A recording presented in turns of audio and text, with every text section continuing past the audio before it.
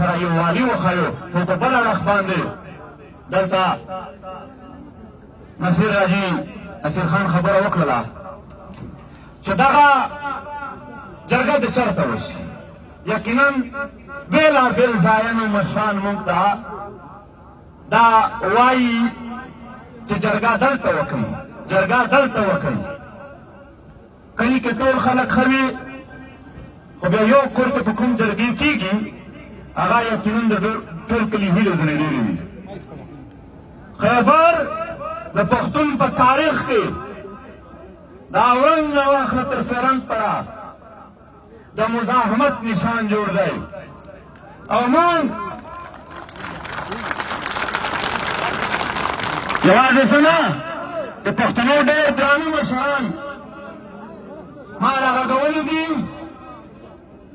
ټولو وویل چې د خیبر د نام هم چې د 11 اکتوبر سره ولګېږي د دښمن منډه به ولي.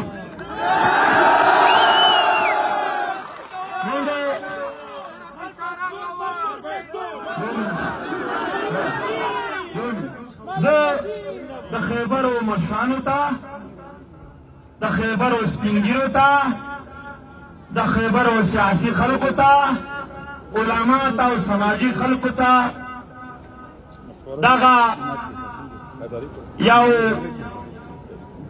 ورکوو، خبره ورته کوو چې تاسو مشوره کوئ یا مو مشوره کړې وي که خیبر دې ته تیار وي نو د 11 اکتوبر د پښتون قام یو تاریخي ورځ به موږ د خیبر په خاوره وکړو.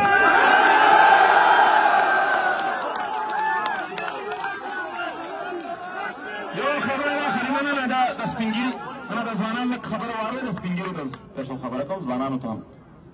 ګوره دا ډېر لوی باور دی، دا مېلمه سړی خپل کور ته بوځي.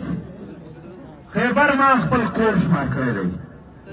زه دومره مېلمانه چې راولمه دا ټول بیټکونه هم بیا زموږ د پښتنو دي، دا بدوي.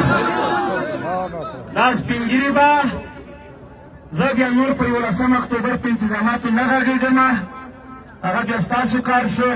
زه پښتانه راټولوم د ټولو پښتنو د نر او ښځې د ماشومانو او د سپینګیرو د ځوانانو د ټولو یو ارمان دی چې پښتانه دې په یو ځای سره کښېني.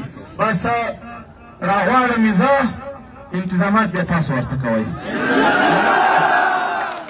په دې کې به په خیبر کې افریدای شینواری ملاګوری یقینا دوی به په دې کې شلمانی په دې کې به خامخا په یو ځای ناستای کوي، ځکه چې تاسو ته یوازې د یو سیمې خلک نه دي روان، د یو ګوند د یو پارټۍ خلک نه دي روان، د تحریک خلک نه دي روان، د ټول قام د هرې ضلعې 500 300 600 800 هغه مشران چې هغه د سیاسیانو هم مشران دي، هغه قبایلي امایدین هم دي، د علاقې ملکان مشران هم دي، هغه علما هم دي، او د هرې پیښې د هرې د ډاکټر نه واخله تر مزدور پورې د ټولو مشران هم دي.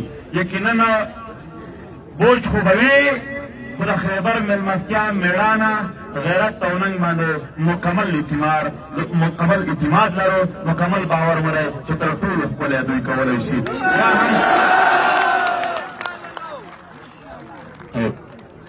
او یوازې